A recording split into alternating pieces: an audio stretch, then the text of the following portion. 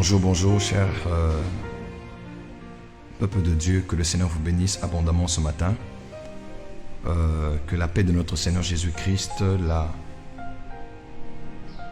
et la grâce que nous avons tous reçue comme bénéfice au niveau de la croix puisse être votre partage à vous tous qui êtes connectés ce matin sur l'école de la délivrance. Nous sommes déjà à plus de 200 personnes et je tiens à bénir les hommes et les femmes connectés déjà et assoiffés, affamés de la présence de Dieu.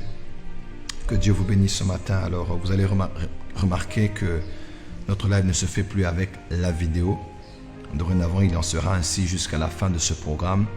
Et même lorsque nous aurons des cultes matinaux, nous n'aurons plus de vidéo, à part lorsque ce sont des cultes en présentiel le soir. Mais sinon, nous allons tous nous retrouver chaque fois très nombreux connectés pour écouter la parole de Dieu.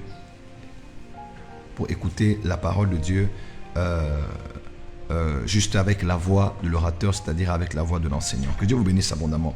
J'aimerais voir déjà vous saluer de partout où vous êtes, dans quelle ville vous êtes en train de nous capter ce matin.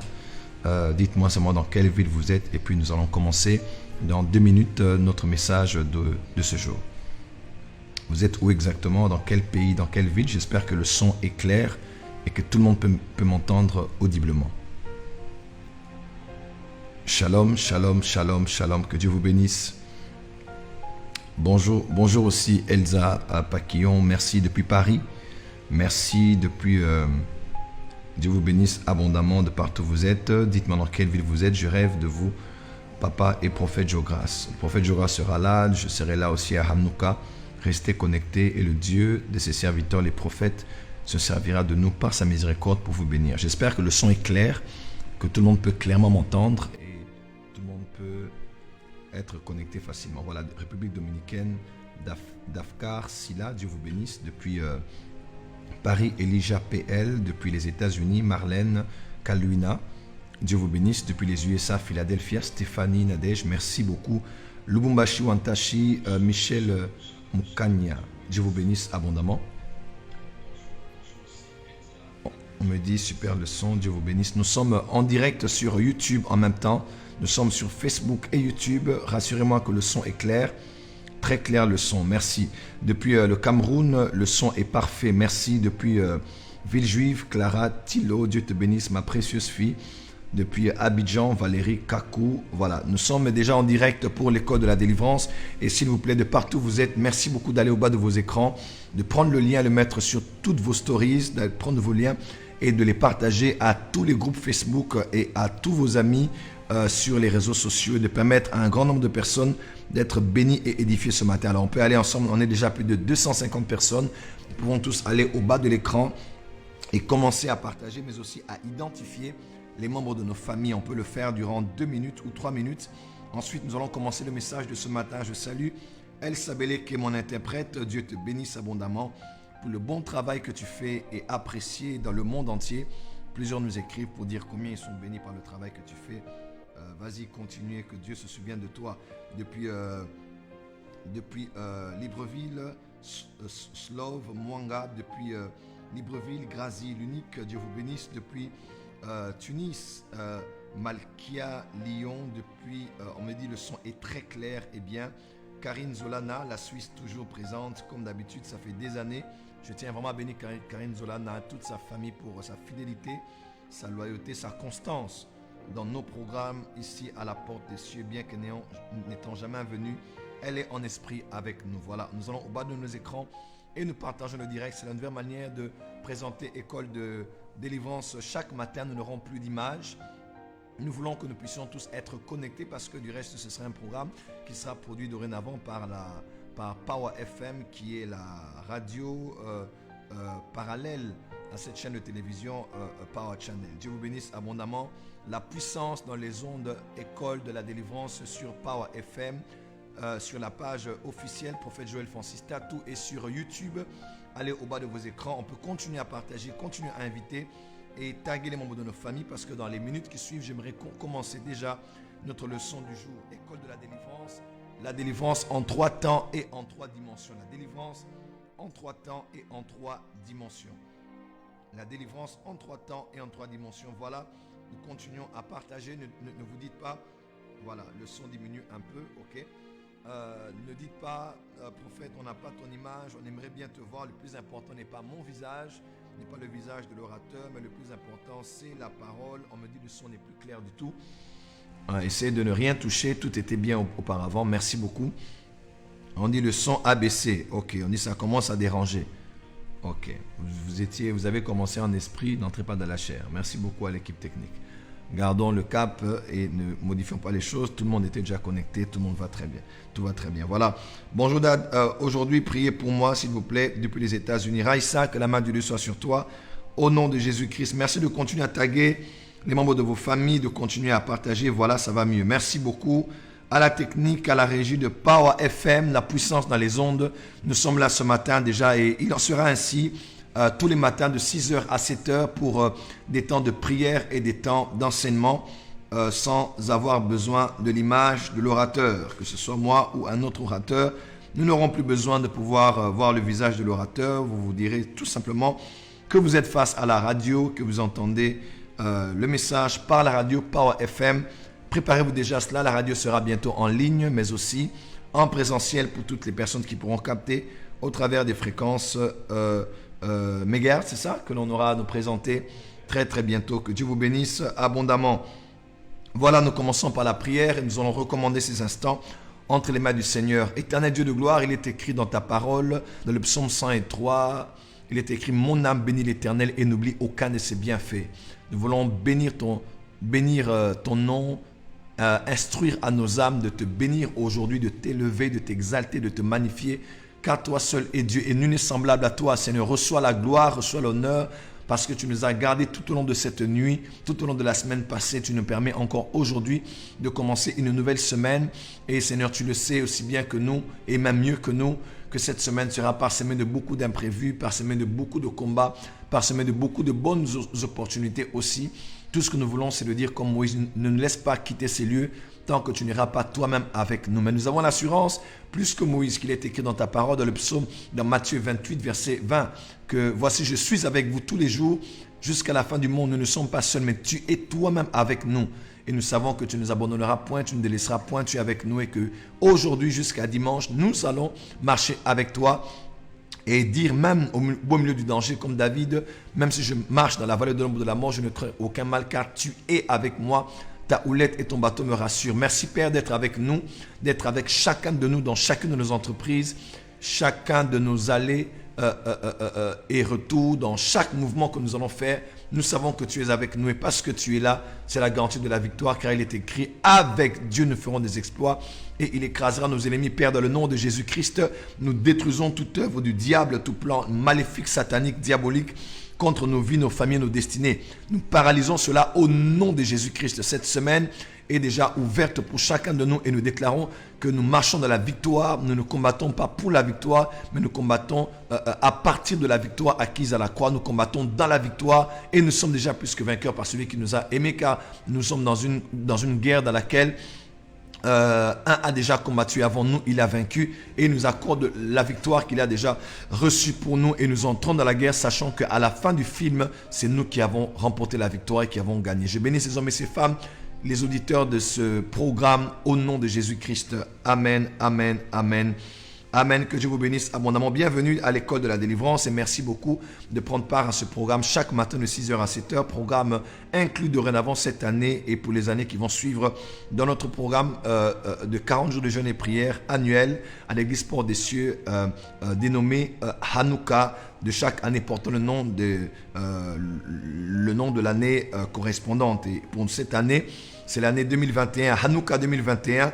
Nous avons été bénis hier au culte par deux puissants messages concernant l'homme en 3 dimensions, l'homme, esprit, âme et corps. Et par la grâce de Dieu, nous recevons beaucoup d'échos des choses que Dieu a fait. Mais nous ne sommes plus là. Ce matin, nous continuons notre grand thème de l'école de la délivrance en 3 temps et en 3 dimensions. Nous avons dit la semaine passée que l'homme, selon 1 Thessaloniciens 5, verset 23, Thessaloniciens, son premier épître d'ailleurs, et l'épître, le premier épître que l'apôtre Paul a eu à écrire, après, lisez avec moi Galates 1, Galates 2, vous allez voir que l'apôtre Paul s'identifie comme étant l'apôtre des incirconcis, c'est-à-dire envoyé auprès des païens, en parallèle, en comparaison avec Pierre qui était l'apôtre des circoncis, envoyé auprès du peuple juif. Vous allez le voir, le premier acteur des Actes des Apôtres. Vous le savez déjà que les Actes des Apôtres sont composés, ce livre est composé de 2 grandes parties avec 2 grands acteurs, de Acte 1 à Acte 10. Vous allez voir l'évangile est au niveau de Jérusalem, au niveau du peuple juif, et le plus grand acteur est Pierre. Et le Saint-Esprit se sert de lui notamment dans Acte 2 pour ouvrir la porte du royaume, selon qu'il avait reçu les clés dans Matthieu chapitre 16 du royaume pour introduire le règne de Dieu en Israël, mais par le canal de l'évangile. Et par lui, dans Acte 2, plusieurs furent sauvés ce jour-là à Jérusalem, et l'évangile a touché notamment Jérusalem. Dans Acte chapitre 2, Acte chapitre 4, vous allez voir, on appelle cette église l'église de Jérusalem. Et plus d'une fois, vous allez voir Acte 5, son ombre guérissait les malades, le jugement de Dieu au travers de son onction sur Ananias et Saphira. Vous allez voir plus d'une fois l'apôtre Pierre intervenir parce qu'il était l'apôtre des circoncis. Dans Acte 10, encore nous avons l'apôtre Pierre, mais bizarrement l'apôtre Pierre va prêcher chez Corneille auprès des incirconcis, lui qui était un soldat romain. Et pourquoi l'apôtre des circoncis devait aller auprès des incirconcis?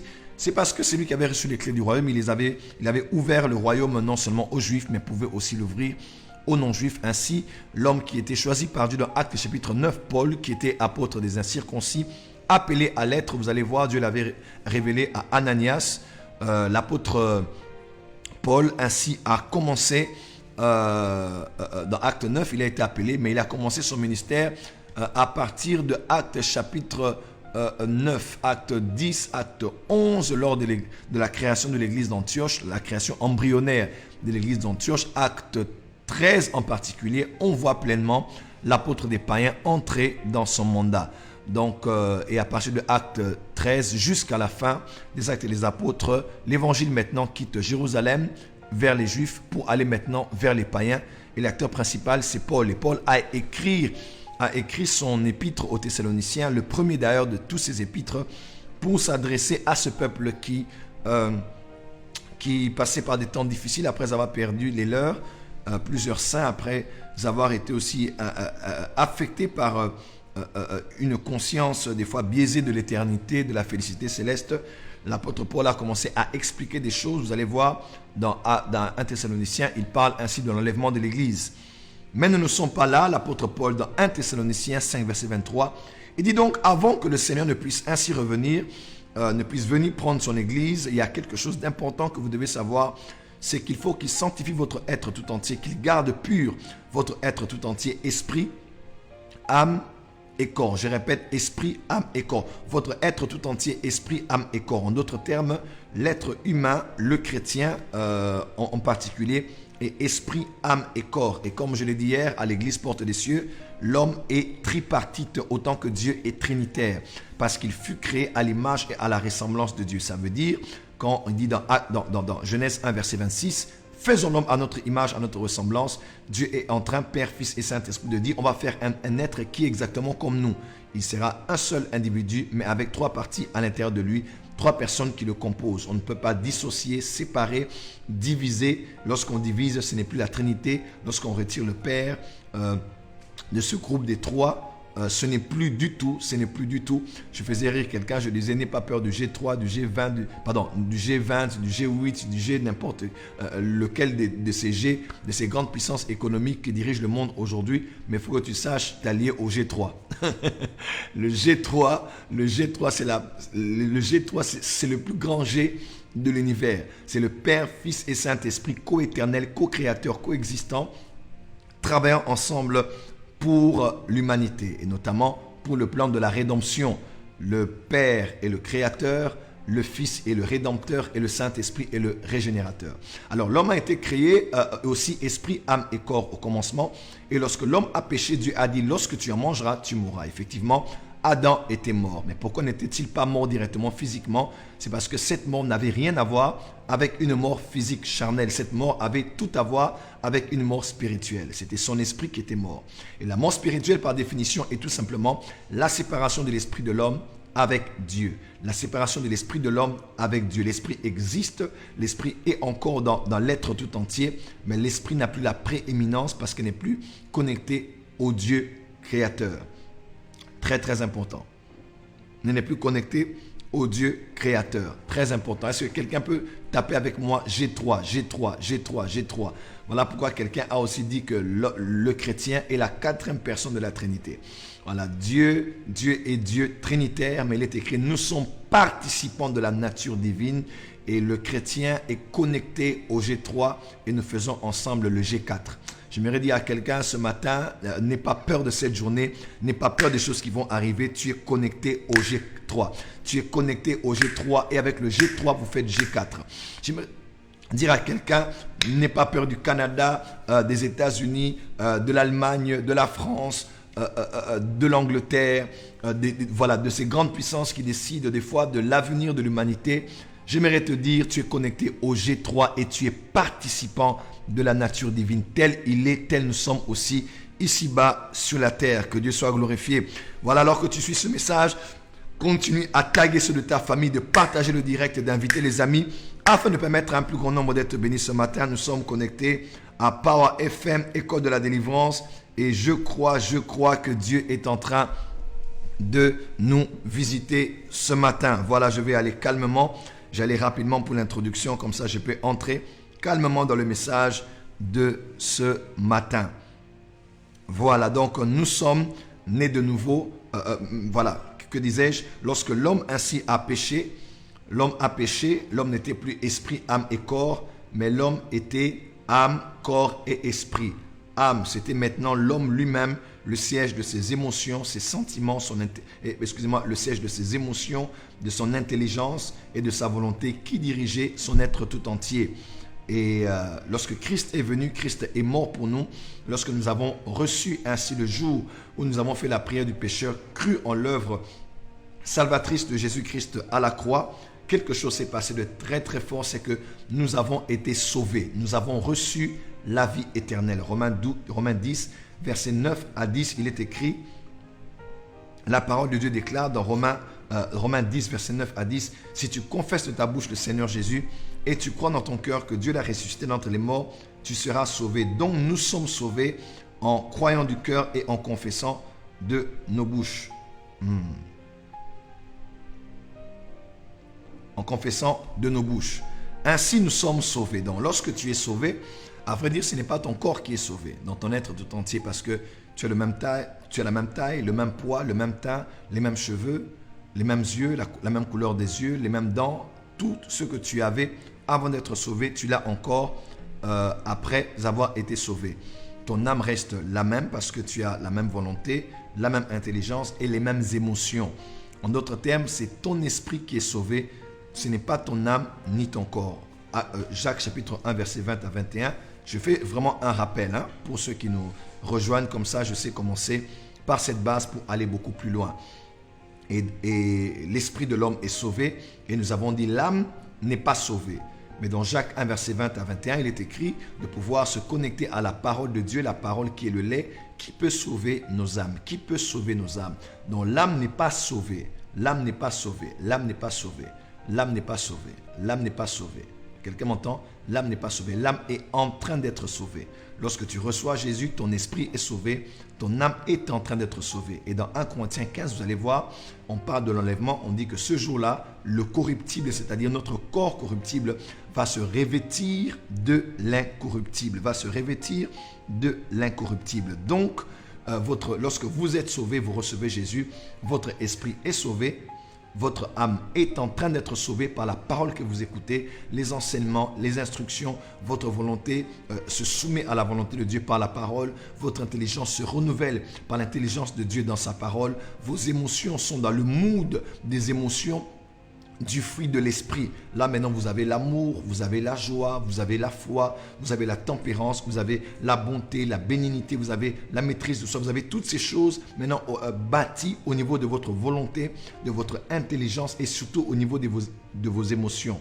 Donc parce que l'âme est le siège des émotions, 1, 2 de la volonté, 3 de l'intelligence. C'est l'âme au fait qui constitue l'être tout entier. C'est une personne est considérée d'abord parce qu'elle remplit les caractéristiques d'une âme vivante. C'est ainsi que nous appelons le Saint-Esprit, par exemple, la personne du Saint-Esprit. Parce qu'une personne est composée de quoi? De la volonté, de l'intelligence et des émotions. Et le Saint-Esprit, la personne du Saint-Esprit remplit ces 3 conditions. Le Saint-Esprit a aussi une volonté, le Saint-Esprit a une intelligence et le Saint-Esprit a des émotions. Vous allez voir, le Saint-Esprit a de l'intelligence. 1 Corinthiens chapitre 1.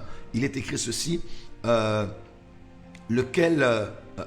qui connaît les choses de l'homme si ce n'est l'esprit de l'homme qui est dans l'homme? Qui connaît les choses de Dieu si ce n'est l'esprit de Dieu qui est en Dieu? Donc le Saint-Esprit connaît, il a la connaissance. Comme pas d'intelligence, c'est le siège de la connaissance. Le Saint-Esprit connaît, il sait, il connaît, il sait. Actes chapitre 5, il savait ce qu'Anania et Saphira avaient fait. Il sait. Psaume chapitre 138, où irais-je de ta face, où fuirais-je de ton esprit? L'esprit est partout, il sait tout ce qui se passe. Le Saint-Esprit sait parce que le Saint-Esprit est aussi omniscient. Il est doté d'une connaissance, doté de l'intelligence. Deuxièmement, le Saint-Esprit a une volonté. 1 Corinthiens chapitre 12. Le Saint-Esprit distribue les dons spirituels à chacun comme il veut. Il a une volonté personnelle. Et vous allez voir aussi le Saint-Esprit avoir des émotions. N'attristez pas le Saint-Esprit. N'attristez pas parce que le Saint-Esprit n'est pas une force. Le Saint-Esprit est une personne qui est aussi dotée des émotions. Il peut être triste. On dit Jésus-Christ tressaillit par l'Esprit. Jésus tressaillit par l'Esprit. Tressaillit par l'Esprit de Dieu. Les enfants dans les seins maternels ont tressailli. Vous allez voir la salutation de Marie avec Élisabeth. Est-ce que quelqu'un peut dire Amen, Amen, Amen très fort? Dans ce qui constitue une personne, c'est la volonté, l'intelligence et les émotions. Ce sont les 3 composantes de l'âme, les 3 composantes de l'âme. Et à partir de ce matin, j'aimerais parler sur la délivrance de l'âme ou bien le salut de l'âme. L'esprit est déjà sauvé lorsqu'on reçoit Jésus-Christ. Je parlerai de l'esprit plus tard. L'esprit peut être aussi attristé, l'esprit humain peut être troublé, l'esprit humain peut être même souillé. Ok? Quand l'apôtre Paul parle de sanctifier aussi votre esprit, l'esprit même étant en contact avec Dieu peut être aussi souillé, peut être attristé. Je vous donnerai les versets bibliques. Vous serez choqués de voir combien on parle. On dit même que dans le Nouveau Testament, l'esprit de quelqu'un peut être agité. L'esprit de quelqu'un peut être agité dans le Nouveau Testament. Donc l'esprit n'est pas le lieu où tout est parfait seulement. Non. L'esprit est déjà rendu parfait par le salut, mais il peut aussi être affecté tout au long de notre manière de servir Dieu. Tu écoutes la musique profane, à longueur de journée, tu es affecté. Cela peut souiller ton esprit. Cela peut souiller ton esprit humain né de nouveau, peut être aussi alourdi par les excès de manger et de boire, comme a dit Jésus. Faites attention que vos esprits, une autre version dit vos cœurs, soient alourdis par les excès de manger et de boire. Dans ce que je fais même avec mon corps physique, peut même impacter mon esprit. Donc j'en parlerai plus tard. Mais maintenant ce matin, j'aimerais parler de la délivrance de l'âme. Donc je commence d'abord la délivrance. J'ai parlé de la délivrance en 3 temps et en 3 dimensions. Maintenant je parle de la délivrance de l'âme. Après je parlerai de la délivrance du corps. Ensuite je parlerai de la délivrance de l'esprit. Voilà, je crois que nous allons aller ainsi. Premièrement, la délivrance de l'âme. Nous allons aller dans la délivrance du corps et nous allons parler sur la délivrance de l'esprit. La délivrance de l'esprit. Vous ne devez pas rater École de la délivrance parce que nous voulons prendre le temps d'aller dans les basiques et d'expliquer des choses. Comme ça, vous avez une vue claire de tous les messages de délivrance qui sont prêchés les soirs ici à Hanouka 2021. Voilà, j'aimerais savoir si tout le monde est là et si le message est clair. Il est clair, il est clair. Voilà, allez au bas de vos écrans, donnez-nous quelques impressions dans 60 secondes. J'aimerais commencer juste vérifier que tout le monde m'entend et que tout est bien. J'ai reçu un message d'une servante de Dieu de l'église Philadelphie qui m'a dit prophète, vas-y un peu plus lentement. Vous savez, quand vous êtes devant les micros de la radio, vous avez l'impression que vous êtes animateur. Voilà, mais je me hâtais aussi de finir l'introduction parce que je voulais mettre tout le monde à jour. Avant de commencer le message de ce matin, voilà, dites-moi si tout est clair. Et on peut commencer. Merci beaucoup à Clarisse Massanga. Dieu te bénisse là où tu es. Ancienne de la MAPRE, toujours connectée. Merci beaucoup là où tu es pour ton message. Voilà, on y va calmement. On me dit le son est clair et tout va bien. Voilà, on va au bas de l'écran. Continuez à partager et à inviter massivement les membres de vos familles.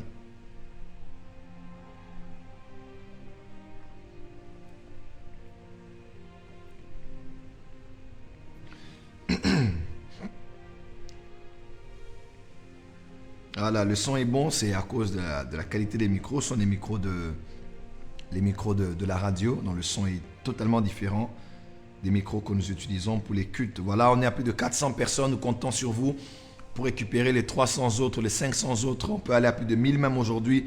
Allez au bas de vos écrans, taguez juste ceux de vos familles, partagez à tous vos amis, partagez à tous les groupes Facebook.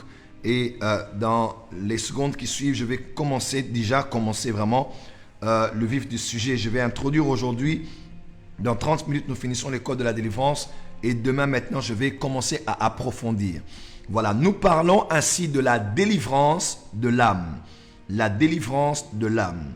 Je suis sauvé, j'ai reçu Jésus-Christ, mais mon âme est restée la même. Elle est restée la même. J'ai la même volonté, les mêmes émotions et la même intelligence. La même volonté, la même intelligence et les mêmes émotions. Alors, prophète Joël Francis Tatou, tu me donnes Jacques 1, verset 20 à 21. Tu me dis que la parole qui peut sauver nos âmes. J'aimerais déjà encourager les prédicateurs à savoir ceci.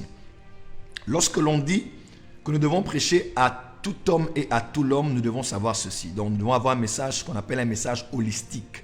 Prêcher à tout homme et à tout l'homme.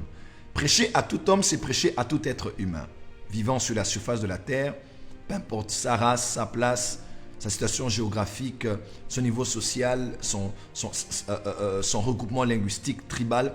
Nous devons le prêcher la parole. Tout homme doit entendre parler de l'évangile de Jésus-Christ. Deuxièmement, nous devons prêcher à tout l'homme. Tout l'homme. Parce que l'homme est un tout. Il est esprit, âme et corps. Le message que nous prêchons doit être holistique. Il doit toucher chaque partie de l'esprit de l'homme. Et l'Église catholique a réussi de ce côté-là.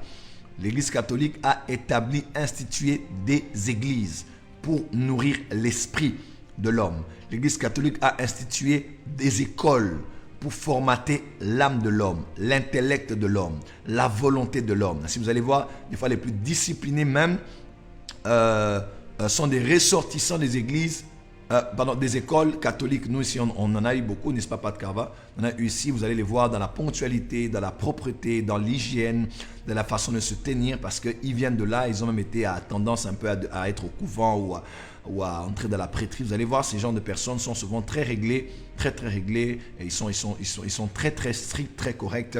Voilà, parce que l'Église catholique a touché l'âme dans cette dimension en instituant des écoles. Et l'Église catholique a aussi établi ce qu'on appelle des centres de santé, des centres hospitaliers, des hôpitaux. Pour toucher quoi? Pour toucher le corps. Et je l'ai toujours dit depuis plus de 10 ans que c'est important de tirer exemple sur les catholiques sur ce point, très important. Alors nous devons toucher tout l'homme, tout l'homme. Donc notre message, même en tant que serviteur de Dieu, doit toucher le corps, doit toucher l'âme et doit toucher l'esprit. Des fois, nous sommes dans les déséquilibres. Nous ne regardons que le domaine spirituel et nous prêchons des choses qui ne sont que spirituelles.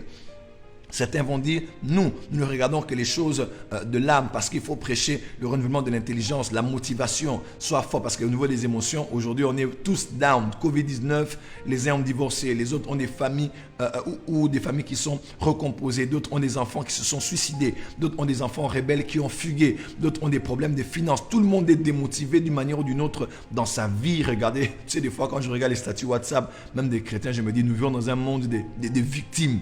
Tout le monde aime toujours poster, même si on ne t'aime pas, il y a des séparations. Les gens aiment beaucoup poster sur les séparations. À croire que tout le monde a des blessures au niveau de son âme par rapport aux séparations. Va là où tu es honoré, plutôt que là où tu es toléré. Même si on ne t'aime pas, Dieu sera avec toi. Tu n'as pas besoin de tout le monde pour réussir. Dieu sera avec toi. Ne tiens pas compte des hommes. Les hommes vont te décevoir. Donc, on vit dans une génération des gens qui sont blessés, démotivés, déboussolés. Vous allez voir, généralement, nous prêchons des messages de motivation. C'est là où l'âme est touchée. Sois fort, sois fortifié. Dieu est avec toi. C'est là où tu te dis, waouh, et ton âme. Mais le problème avec l'âme, c'est que après un temps, après avoir été boosté un temps, vous allez réaliser peut-être sans le savoir, à un moment où l'âme chute encore, chute libre, boum. Il faut encore remotiver. Même si l'année passée, ça n'a pas marché, cette année, ça va marcher. Même si le premier trimestre n'est pas encore fini. Même si ça se termine, le semestre, mon frère, ma soeur, l'âme a toujours besoin d'être motivé. Voilà pourquoi il est écrit qui peut sauver vos âmes. Donc c'est continuellement qu'on doit prêcher. Il est écrit que la foi vient de ce qu'on entend. Une autre version dit en entendant. Donc c'est un présent continu, continuel. La foi ne vient pas un seul jour. C'est en entendant, en entendant, en entendant, en entendant. Il faut parler aujourd'hui, demain, après-demain. C'est là où l'âme est aussi affectée. Et voilà. Et votre corps aussi a besoin que l'on prêche des fois sur la propreté, sur l'hygiène, sur la délivrance aussi, parce que c'est le corps est notamment le siège des démons et le centre d'oppression des esprits mauvais. Il faut qu'on prêche sur les exercices physiques, par exemple. L'apôtre Paul dit que c'est utile, la piété pour toutes choses, mais c'est aussi utile, voilà. Même si c'est pour peu de choses, mais c'est utile. Voilà, tu dois réduire ce ventre, tu dois solidifier ton corps, tu dois te tenir droit pour ne pas être un vieux quand l'âge sera avancé, en train de marcher en ayant un dos courbé. Ma grand-mère disait toujours di koto, chaque fois que je me plie comme ça, poum, elle te donne un coup derrière, ah, di koto. Bon, ça, ce sont les batétés là. Redresse-toi, parce qu'il ne faut pas qu'à mon âge, tu puisses commencer à marcher en ayant besoin d'une canne. Donc, le corps a aussi besoin d'écouter différents types de messages, et c'est très, très, très important. Voilà, l'évangile doit toucher tout l'homme. Ainsi, s'il faut juste rester au niveau de l'âme, l'évangile doit aussi toucher des messages qui vont formater la volonté de l'homme. C'est là où on prêche sur la volonté de Dieu, l'obéissance, l'instruction, la discipline. C'est là où l'apôtre Paul, par exemple, dit « Je traite durement mon corps ». Tu sens, c'est la volonté d'un homme de pouvoir traiter durement son corps. L'évangile doit toucher le domaine des émotions parce que c'est surtout là qui est l'un des centres de direction de l'homme, le niveau des émotions. Mais l'évangile doit aussi traiter le niveau de l'intelligence, ainsi qu'on parle du renouvellement de l'intelligence, renouvellement de la pensée. Mais ce matin, je vais vraiment surtout d'abord commencer sur le plan émotionnel. Le plan émotionnel est très très important. Je vais vraiment parler de la volonté, des émotions, de l'intelligence, mais le message va surtout cadrer dans le domaine des émotions quand je parle de la délivrance de l'âme. Vous allez voir, quand ton âme est affectée, c'est grave. Et je commence déjà en vous disant dans Luc 4, verset 18, vous pouvez lire cela avec moi, Luc 4, verset 18. Ceci est le discours programme du Seigneur lorsqu'il est sorti du désert, après avoir jeûné 40 jours et 40 nuits, après avoir été revêtu de la puissance de l'Esprit. Vous allez entendre le Seigneur dire ceci. Luc 4, verset 18 et suivant. L'Esprit du Seigneur est sur moi parce qu'il m'a oint pour annoncer une bonne nouvelle aux pauvres. Il m'a envoyé deuxièmement pour guérir ceux qui ont le cœur brisé, 3 pour proclamer aux captifs la délivrance, 5 et aux aveugles le recouvrement de la vue, 6 pour envoyer libres les opprimés, 7 pour publier une année de grâce du Seigneur. 7 points dans son discours programme. Le premier point, c'est annoncer une bonne nouvelle aux pauvres. Et deuxième, c'est guérir ceux qui ont le cœur brisé. En d'autres termes, Jésus-Christ, Jésus le Christ, Jésus le Messiah, le Messie, Jésus Yeshua Hamashiach, Jésus le Messie, Jésus le Christ. Le Christ veut dire le oint et son onction en hébreu. Le oint et son onction. Christos en grec, le Messie en hébreu, qui veut dire le oint et son onction. Jésus, on dit même dans Actes chapitre 2, vous savez comment Dieu a oint. Ok, il a fait de Jésus Christ. Ok, il a fait de Jésus Christ. Acte 10, verset 38. Vous savez comment Dieu a oint du Saint-Esprit Jésus de Nazareth qui allait de lieu en lieu et guérissant ceux qui étaient sous l'oppression de l'ennemi. Donc Jésus a été oint sur la terre. Il a reçu l'onction. Donc l'huile sainte qui coulait sur lui couler pour cette dimension notamment. La deuxième dimension, c'est guérir ceux qui ont les cœurs brisés. Dans le ministère terrestre de Jésus-Christ était un ministère terrestre aussi orienté sur la guérison des âmes. La guérison des âmes. Ok? La restauration des âmes. Le Seigneur Jésus-Christ a dit, je suis le bon berger. Jean chapitre 10. Je suis le bon berger qui donne sa vie pour ses brebis. Je suis le bon berger. Jésus est le bon berger. Il a rejoint ce que son ancêtre disait en son temps, David, en Psaume chapitre 23. L'Éternel est mon berger et je ne manquerai de rien. Quelque part, David dit, il restaure mon âme. Il me conduit dans les sentiers de la justice à cause de son nom. Il restaure mon âme. Il restaure l'Éternel mon berger. Il restaure mon âme. Je suis le bon berger. Je donne ma vie pour mes brebis. Et il dit, pour guérir ceux qui ont le cœur brisé. L'une des dimensions du ministère de la délivrance, du ministère de l'onction, du ministère de la puissance, du ministère dans le Nouveau Testament, c'est aussi travailler pour la guérison des âmes, la guérison des cœurs qui sont brisés. La guérison des cœurs qui sont brisés. C'est un aspect très important. Je répète, c'est un aspect très important de l'évangile. Je répète encore, c'est un aspect très important de l'évangile. La guérison, voilà. La guérison de l'âme. Je répète, la guérison de l'âme. Très important. J'insiste, la guérison de l'âme. Très important. Je répète encore, très important. Le Seigneur veut guérir l'âme blessée. Le Seigneur veut restaurer l'âme brisée. Ok? Le Seigneur veut le faire. Parce que Jésus-Christ lui-même l'a fait ici-bas sur la terre lors de son ministère. J'aimerais déjà déclarer dans la vie de quelqu'un qui est connecté ce matin et que Jésus veut te guérir. Je dis Jésus veut te guérir. J'insiste, Jésus veut te guérir. Je répète, Jésus veut guérir ton âme. Je répète, Jésus veut guérir ton âme. J'insiste, Jésus veut guérir ton cœur brisé. Je ne sais pas qui l'a brisé, je ne sais pas qui l'a blessé, je ne sais pas qui l'a froissé, je ne sais pas qui l'a déchiré, mais j'aimerais te dire que la délivrance doit aussi toucher l'âme.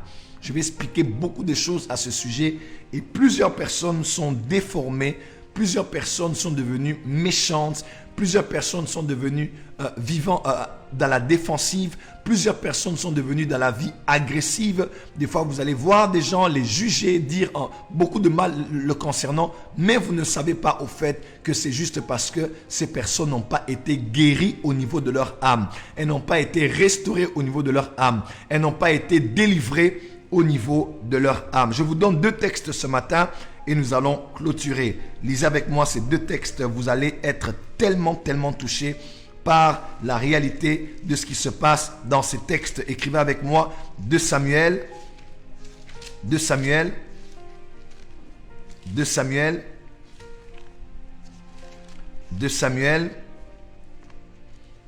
chapitre 9. 2 Samuel chapitre 9 verset 13 et 2 Samuel chapitre 4 verset 4. 2 Samuel 9 verset 13 et 2 Samuel 4 verset 4. 2 Samuel 9 verset 13 et 2 Samuel 4 verset 4. Je lis pour vous. Méphibosheth habitait à Jérusalem, car il mangeait toujours à la table du roi. Il était boiteux des 2 pieds. Je répète, Méphibosheth habitait à Jérusalem, car il mangeait toujours à la table du roi. Il était boiteux des 2 pieds. Je répète, Méphibosheth habitait à Jérusalem, car il mangeait toujours à la table du roi. Il était boiteux des 2 pieds. On parle de Méphibosheth, fils de Jonathan, dont David a eu à se souvenir. Vous allez voir dans le verset 1 et suivant. Il est appelé depuis Lo-debar. Il est emmené ainsi dans un lieu qu'on appelait Jérusalem, la cité de David, Sion, cette grande forteresse. Et il mange toujours à la table du roi. Et on précise, il était boiteux des 2 pieds. 2 Samuel 4, verset 4, vous allez voir pourquoi et comment Méphibosheth était devenu boiteux des 2 pieds. Jonathan, fils de Saül, avait un fils perclus des pieds. Là, c'est l'introduction. Il était âgé de 5 ans lorsqu'il arriva de Jezreel la nouvelle de la mort de Saül et de Jonathan. Sa nourrice le prit et s'enfuit, et comme elle précipitait sa fuite, il tomba et resta boiteux. Son nom était Méphibosheth. Son nom était Méphibosheth. Son nom était Méphibosheth. Méphibosheth, David se souvient de l'alliance qu'il avait conclue avec Jonathan. Il se souvient de son alliance et dit: y a-t-il encore quelqu'un de la lignée de Jonathan à qui je puisse faire du bien pour accomplir mon vœu et mon serment à l'égard de mon vieil ami qui est mort, mon bien-aimé Jonathan? On lui dit: il ne reste que Méphibosheth qui est boiteux, mais il vit à Lo-débar parce qu'il était boiteux et il ne pouvait pas être là où tout le monde se retrouvait. Du reste, il ne pouvait même pas être dans le palais du roi ni dans le temple parce qu'il y avait une loi qui s'appelait la claudication. Cette loi interdisait notamment aux boiteux et aux lépreux, même aux aveugles, de se retrouver au temple et de se retrouver dans le palais du roi. Ils étaient exclus de ces sphères. On va chercher Méphibosheth à Lo-débar, et de Lo-débar, il arrive à Jérusalem. Il arrive là et David se souvient de Jonathan. Il honore, il élève, il promeut Méphibosheth qui mange dorénavant avec lui tous les jours à sa table, mais on précise qu'il était boiteux. On explique dans 2 Samuel 4, verset 4, ce qui s'était effectivement passé dans ce récit. Très très important. On dit ici que sa nourrice, celle qui le nourrissait, certainement qui l'allaitait, qui le portait, lorsqu'on a appris la nouvelle à Jezreel que Saül et Jonathan étaient tués au combat, la Bible déclare la nourrice en train de vouloir sauver sa vie lors de la fuite, elle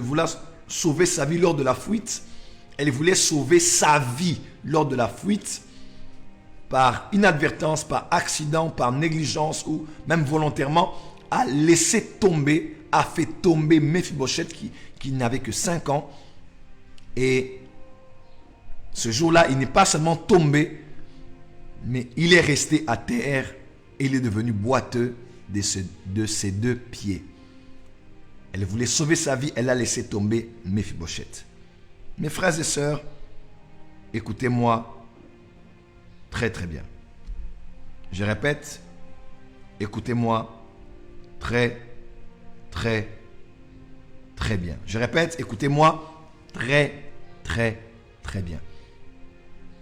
Méphibosheth a été élevé. Méphibosheth a été restauré. Méphibosheth a été promu. Méphibosheth a été installé à Jérusalem. Certainement qu'il avait des appartements privés. David a voulu l'honorer pour se souvenir de son serment à l'égard de son père, de son vieil ami Jonathan. Mais il est précisé, il mangeait à la table du roi, mais il était boiteux. Écoutez-moi, aujourd'hui encore, il y a des gens qui doivent bien écouter ce message. Écoutez-moi jusqu'à la fin. Faites-vous une image de ce qui se passait. On prend un boiteux, on le met sur une table et il mange avec le roi, sa famille et les conviés. Et ses femmes probablement. Lorsqu'il mange, tout le monde ne voit que les hommes assis en train de manger, de parler, de discuter, de partager le repas. Il mangeait à la table du roi. Quel privilège, tous les jours. Écoutez-moi très bien, là c'était ce qui se passait sur la table. Mais lorsqu'il fallait regarder ce qu'il y avait sous la table, si une personne d'entre celles qui étaient là ou qui entraient allait en dessous de la table, allait voir qu'il y avait une différence. Tout le monde avait ses pieds en place, sauf Méphibosheth. En d'autres termes, il était élevé, mais endommagé. Il était restauré, mais endommagé. Il était sauvé, mais endommagé.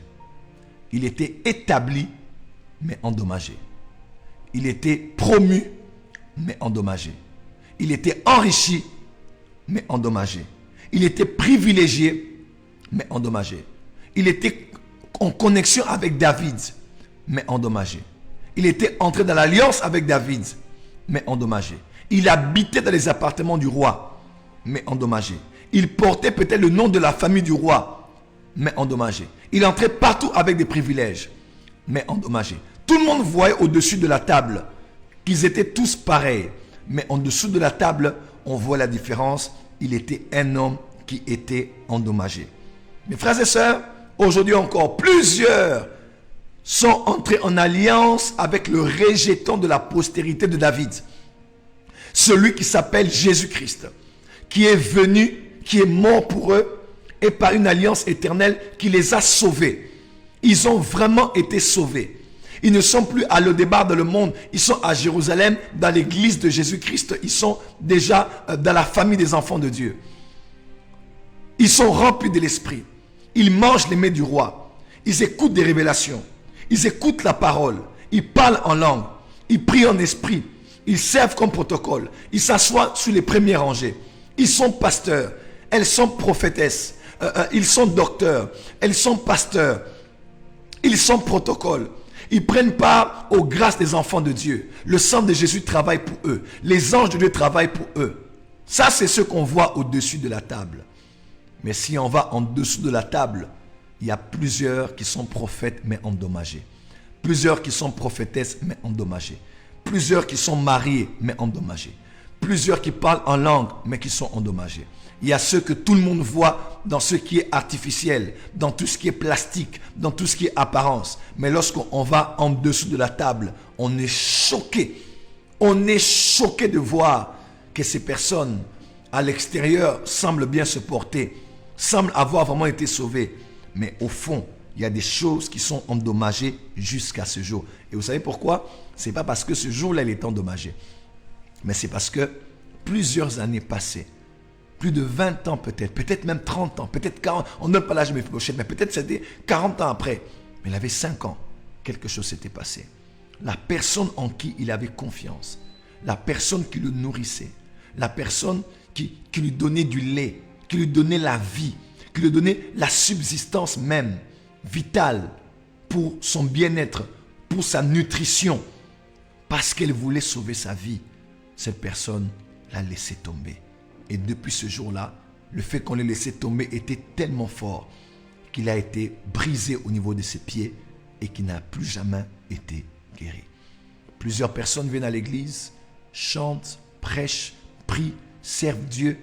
Vous allez les voir des fois avec des caractères bizarres. Une femme trop agressive, un homme trop réservé, une femme qui parle peut-être trop, faisant du mal aux gens, ou quelqu'un d'autre qui n'aime pas du tout la compagnie des gens. Vous allez peut-être les juger d'apparence. Vous vous dites, mais comment quelqu'un peut être sauvé, reçoit Jésus, prie en langue? La prière en langue, c'est le niveau de l'esprit, c'est la prière en esprit. Mais ça n'a rien à voir avec le caractère de la personne, parce que le caractère, c'est notamment au niveau de l'âme. Et on se pose la question, pourquoi elle est si belle, mais elle est impolie? Pourquoi il est si beau, mais il est si versatile? Mais vous ne savez pas que plusieurs années passées, quelqu'un qui t'avait porté, quelqu'un qui les avait portés, quelqu'un qui les avait soutenus, les a laissés tomber. Vous allez voir un homme à l'église en train de faire la cour à une sœur. La sœur n'a pas du tout aimé la compagnie des hommes. Cette sœur est bizarre. Même si le mariage de cette sœur peut être même retardé. Pourquoi? Parce que beaucoup plus tôt, le papa qui était censé donner du lait à la famille a un jour laissé la maman, laissé les enfants. Il est parti avec une autre femme. Il a totalement oublié même les responsabilités. La maman devait tout vendre, tout payer, tout régler pour le salut des enfants. Et cette femme, aujourd'hui tu la verras méchante, peut-être insensible et indifférente, mais tu ne sais pas. Quand tu vas sous la table, tu comprendras que ce n'était pas sa faute. Elle a juste été victime de quelque chose qui lui est arrivé dans les années passées. Papa nous a laissé tomber.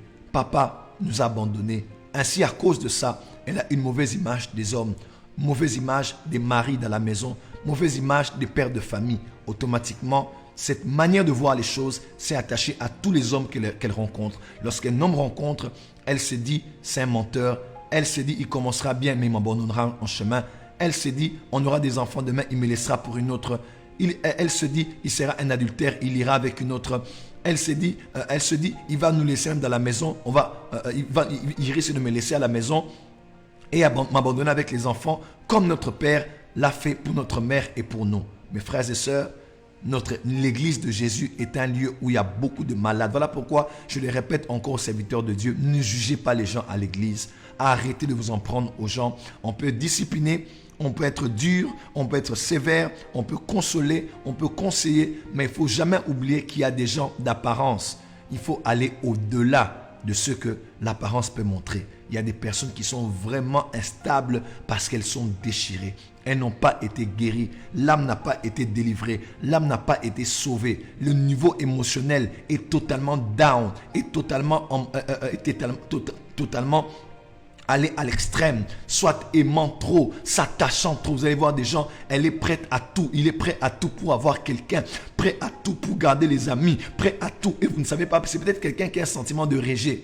Alors la personne ne veut pas être rejetée comme elle a été rejetée autrefois. Alors le peu de relations que tu veux commencer, le peu de début que tu veux commencer, la personne s'attache. Elle ne veut pas te laisser, pas parce qu'elle t'aime forcément, mais parce qu'elle a un sentiment de ne pas vouloir être abandonnée. Je vais expliquer des choses, mes frères et sœurs, cette semaine sur la délivrance de l'âme. Vous allez comprendre qu'il y a beaucoup d'attitudes que vous voyez dans l'église qui ne sont dues qu'à plusieurs dérèglements émotionnels qui poussent beaucoup de chrétiens à des extrêmes, comme vous avez pu imaginer. J'ai vu une sœur comme ça, elle s'attache aux amis. Donc, on croit même des fois qu'elle est lesbienne. Et pourtant, elle ne l'est pas.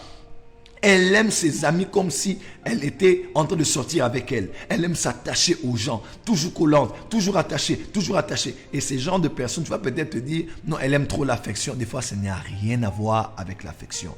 C'est tout simplement que cette personne, là où elle est, elle a peur d'être abandonnée. Elle a peur d'être seule. Elle a peur du noir. Elle a peur de se retrouver seule.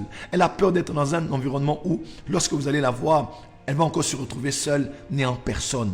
Alors, et ces genres de personnes, elles aiment toujours s'attacher aux gens, et même des fois à l'extrême. Et même pire, ces personnes ont des fois même le sentiment de vouloir tout contrôler. Elle est dans une relation, elle aime tout contrôler, entrer dans les téléphones, faire des enquêtes, aller envoyer des gens, donc faire des choses inadmissibles. Pas parce qu'elle est mauvaise, mais parce qu'elle veut garantir son lieu et ne pas être rejetée comme elle fut autrefois. Et vous allez voir des personnes aimer toujours tout contrôler, aimer toujours tout dominer, aimer manipuler. Des fois, c'est juste pour ne pas se séparer des gens et les garder à tout prix et même au prix de la malice. Mes frères et sœurs, l'âme a besoin d'être guérie. Mon frère, ma sœur, ton âme a besoin d'être guérie. Tu pries en esprit, oui. Tu pries en langue, oui. Mais ton âme est endommagée. Ton âme est blessée. Ton âme est déchirée. Comment interprètes-tu ton caractère aujourd'hui? Comment interprètes-tu tes attitudes aujourd'hui? Comment interprètes-tu tes paroles aujourd'hui? Vous savez, moi, en tant que berger, pour ceux qui me connaissent vraiment, je ne parle pas beaucoup. Ceux qui me connaissent vraiment, je peux parler, mais je ne parle que de ce que les gens doivent entendre. Mais en vrai dit, je ne parle pas beaucoup. Comme je suis prophète, j'ai une dimension de mon être très introverti. Et des fois, j'observe les gens. J'observe même des fois à l'église, ou des gens autour de moi. Des fois, je vois quelqu'un, oh non, cette soeur elle est comme ci, elle est comme ça. Ce frère, elle est comme ci, il est comme ça. Des fois, je me regarde, je me dis, c'est parce que juste qu'ils ne savent pas. L'église est un hôpital. Les gens viennent avec beaucoup de problèmes. Tu vas peut-être voir une sœur qui est là, tu te dis, mais cette sœur, elle est insaisissable, incontrôlable, c'est n'importe quoi. Mais si tu commences à l'approcher, tu verras au fait que c'est juste quelqu'un qui a besoin un peu de se sentir aimé. Il faut besoin juste que tu lui donnes un compliment. Il faut juste que tu lui dises que tu n'es pas seul, on est avec toi. Parce que vous savez, hein, quand les gens viennent dans les églises, pour être sincère, ils viennent des maisons. Hein, les gens ont beaucoup de problèmes. Les gens ont beaucoup de problèmes. N'oubliez pas. Oh, ils viennent se réfugier à l'église. Oui, l'église, c'est la ville de refuge comme dans l'Ancien Testament. Nous venons de nos maisons. On a eu des problèmes avec nos pères, nos mères, nos frères, nos soeurs, nos cousins, nos cousines. On se dit, bon, je viens à l'église pour trouver une famille. Mais à l'église encore, au lieu de se guérir mutuellement, de se consoler mutuellement, de se fortifier mutuellement, c'est encore là qu'on est entré dans une grande boucherie. où c'est sanglant, on se déchire, on se tue, on se blesse, on se fait encore du mal. Mes frères et sœurs, nos âmes ont besoin d'être guéries. Voilà, je vais clôturer ici pour vous dire, mes frères et sœurs, avant de prier, que nous sommes à l'école de la délivrance et Hanouka 2021.